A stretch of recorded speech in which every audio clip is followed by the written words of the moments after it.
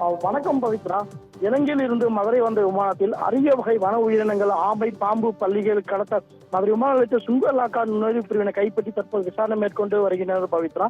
இலங்கையிலிருந்து நேற்று மதியம் மதுரை வந்த ஸ்ரீலங்கன் ஏர்லைன்ஸ் விமானத்தில் வேலூரை சேர்ந்த பயணி ஒருவருடைய உடைமைகளை பரிசோதனை செய்த போது ஒரு சுக்கியத்தில் இந்திய வனத்துறையால் தடை செய்யப்பட்ட அரிய வகை ஆமைகள் 52, பல்லிகள் 4, குட்டி பாம்பு 8 என மொத்தம் 64 வன உயிரினங்கள் கொண்டு வரப்பட்டு தெரிய வந்துள்ளது பவித்ரா.